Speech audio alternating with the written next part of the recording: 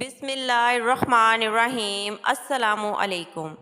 حضرت عمر فاروق رضی اللہ مدینہ منورہ میں ایک گلی میں سے گزر رہے تھے کہ اچانک آپ کو گلی میں ایک نوجوان دکھائی دیا جو اپنے کپڑوں کے نیچے شراب کی بوتل چھپا کر چلا آ رہا تھا۔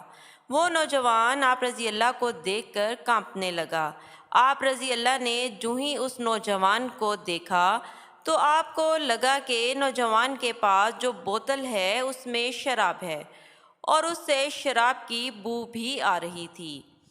آپ رضی اللہ نے اس نوجوان سے دریافت فرمایا، اے نوجوان، اس بوتل میں کیا لے جا رہے ہو؟ نوجوان گھبرا کر پسینے میں شرابور ہو گیا اور شرم کے باعث یہ نہ کہہ سکا کہ بوتل میں شراب ہے، مگر اس نے اپنے دل میں اسی وقت دعا مانگی، یا اللہ، حضرت عمر رضی اللہ کے سامنے شرمندہ اور رسوا ہونے سے بچا لے اور میرے عیب کی پردہ پوشی کر لے، میں آئندہ کبھی شراب نہیں پیوں گا۔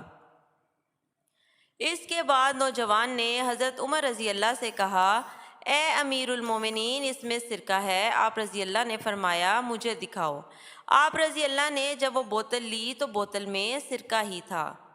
اے انسان، ذرا سوچ کہ ایک بندے نے صرف بندے کے ڈر سے سچی توبہ کی تو اللہ تعالیٰ نے اس کی توبہ قبول کی اور اللہ تعالیٰ نے اس کی شراب کو سرکہ بنا دیا۔ اور اگر کوئی گنہگار گناہوں پر نادم ہو کر سچی توبہ کر لیتا ہے تو اللہ اس کے گناہوں کو مٹا کے نیکیاں لکھ دیتا ہے۔